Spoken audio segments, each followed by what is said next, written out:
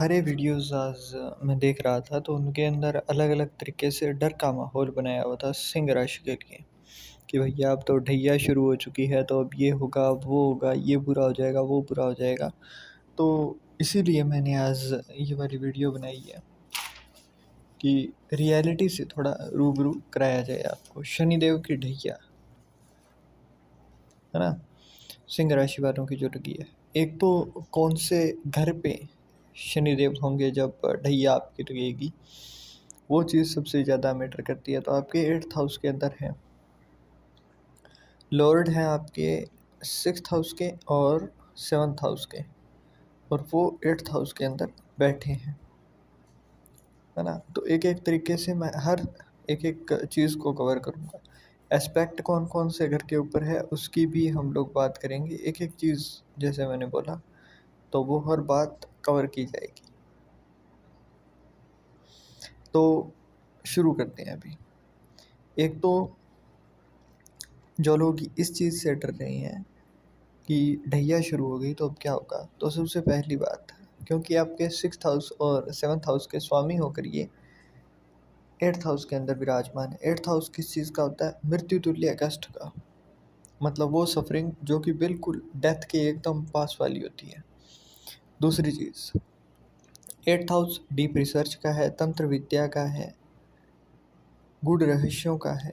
बिल्कुल जिन चीज़ों के अंदर आप अपना पूरा एनालिटिकल माइंड जो है ना वो पूरा यूज़ करते हो, लॉजिकल माइंड यूज़ करते हो, उस चीज़ का है। तो अब यहाँ पर रिज़ल्ट क्या देगा? एक तो शनिदेव यहाँ पर है, तो जल्दबाजी में ये चीज़ थोड़ी अवॉइड करनी है कि आप जल्दबाजी में पैसा कमाने की सोचो ना। यहाँ पर ये चीज़ आपको बिल्कुल अवॉइड करके चलनी है।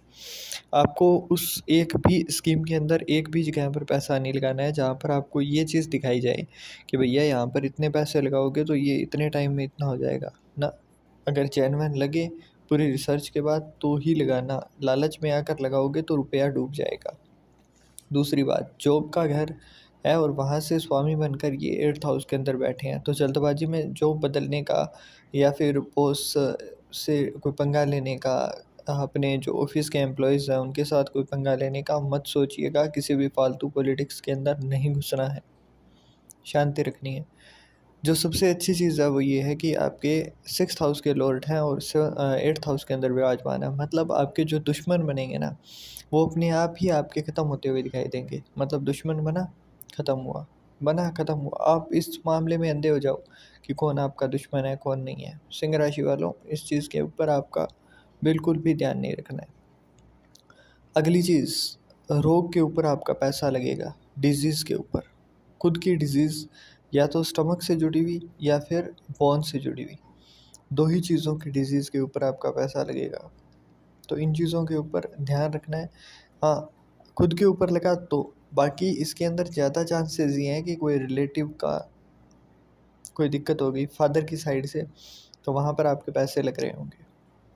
7th हाउस के लॉर्ड हैं, 7th हाउस के लॉर्ड हैं तो इसका सीधा-सीधा एक नेचर, एक तो आपके अंदर अभी ज़िद आएगी, आपके अंदर भी और आपके स्पाउस के अंदर भी। उससे थोड़ी-सी क्या होगी कि अंडरस्टैंडिंग से रिलेटेड आपके इश्यूज़ बढ़ने लगेंगे। थोड़ा खुरदरा जो बिहेवियर होता है ना, वो आपको देखने को मिलेगा। सॉफ्ट टच यहाँ से जाता हुआ दिखाई देगा। एस्पेक्ट की बात करूँ तो एस्पेक्ट आपके 10th हाउस के ऊपर है, 2nd हाउस के ऊपर है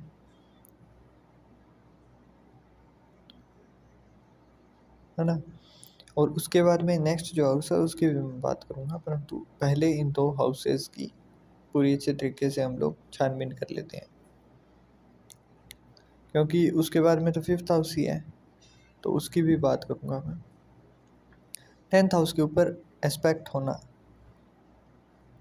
मतलब आपकी जो भी प्रोफेशनल आप काम कर रहे हो वहाँ पर आपको फ़ायदा होगा। फादर के लिए कोई बहुत ज़्यादा अच्छा नहीं है, फादर की हेल्थ, फादर की प्रोफेशनल काम में थोड़ी-सी ग्रोथ में रुकावट आपको देखने को मिलेगी आने वाले 2.5 साल के अंदर। दूसरी बात, आपको फादर से थोड़ी बना कर रखनी है, जितना बना कर रखोगे उतना ही ज़्यादा अच्छा भी है, और आपके लिए भी और आपके फादर के लिए भी। प्रोफेशनल काम के अंदर आपने थोड़ा-सा धैर्य से काम लेना है। ये नहीं कि आपसे कुछ हो नहीं रहा है तो आप बिल्कुल सडनली चेंज करने की सोचो। हाँ, यहाँ पर आपके प्रोफेशन में बदलाव होना, फील्ड वर्क प्लेस है उसके अंदर बदलाव होना, जो लोग सर्जन हैं मतलब शल्य चिकित्सा करते हैं, उनका ऑपरेशन करते हैं, उनका यहाँ पर फ़ायदा होता हुआ दिखाई देगा। डॉक्टर से जुड़ी हुई फील्ड है, फ़ायदा है। भूमि से नीचे जो धरती से खोद कर जो चीज़ें निकलती हैं उनका कोई काम है तो भी आपका फ़ायदा है। उनके लिए ये 2.5 साल है ना, आपकी लाइफ बदलने वाले हैं, ये चीज़ याद रखिएगा। दूसरी बात, सेकंड हाउस के ऊपर एस्पेक्ट है, मतलब ज़ुबान पर थोड़ा ध्यान रखना है। गुस्से में ऐसी बातें बोल जाओगे जिसका बाद में अफसोस होगा, या फिर पैसा जो है ना वो आपका गलत जगहों पर लगना शुरू हो जाएगा। लाइक कि कोई कोर्ट केस हो गया, कोई विवाद हो गया, किसी के साथ मंडवली करने के लिए पैसा देना पड़ गया, तो वो चीज़ें आप अवॉइड करोगे उतना ज़्यादा अच्छा है। सेकंड हाउस आपके धन का भी होता है, फाइनेंशियल हार्डशिप्स, जैसा मैंने शुरू में बताया ना, तो उस तरीके से जल्दबाजी में पैसा है नहीं, ऐसा नहीं करना है। यहाँ पर हार्ड वर्क करवाएंगे तभी पैसा मिलेगा। शनिदेव की दृष्टि हर किसी के लिए उसके कर्म के अकॉर्डिंग ही रहती है।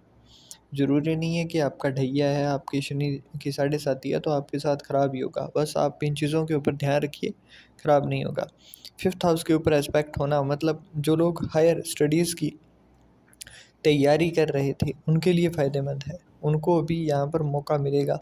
बस दिक्कत ये है कि आपको 2.5 साल के अंदर ना एक टाइम ऐसा आएगा जिसके अंदर आपकी पढ़ाई एक बार के लिए थोड़ा गैप अप दिखाएगी, मतलब पढ़ाई छूटेगी, डिस्ट्रैक्शन आएगा। ये चीज़ आपको तैयार रहना, आप पहले ही ये चीज़ आपको देखने को मिलेगी।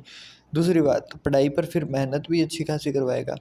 जिनके बच्चे हैं उनको उनके बच्चों के ऊपर मतलब थोड़ा ज़्यादा ध्यान रखना, उनके ऊपर एफ़र्ट्स लगाना, वो चीज़ आपको दिखाई देगी। हेल्थ इश्यूज़ का भी थोड़ा-सा ध्यान रखिएगा अपने बच्चों का, क्योंकि यहाँ पर दिक्कत दे सकते हैं और उनके ऊपर उस तरीके से खर्चा होना, उस तरीके से आपको मेंटली थोड़ा-सा परेशान करते हुए यहाँ पर दिखाई देंगे शनिदेव। तो इन चीज़ों का आपने ध्यान रखना है। पर्सनली जितना ज़्यादा आप ध्यान रखोगे उतना ज़्यादा अच्छा है आपके लिए। बाकी ओवरऑल जो मैंने चीज़ें बताई हैं उनका भी ध्यान रखिएगा। इसके अलावा जिनको अपनी कुंडली चेक करानी हो, आपको इसी वीडियो के डिस्क्रिप्शन में एक कॉन्टैक्ट डिटेल्स वगैरह सब कुछ मिल जाएगा, तो आप वहाँ से हमें कॉन्टैक्ट कर सकते हैं।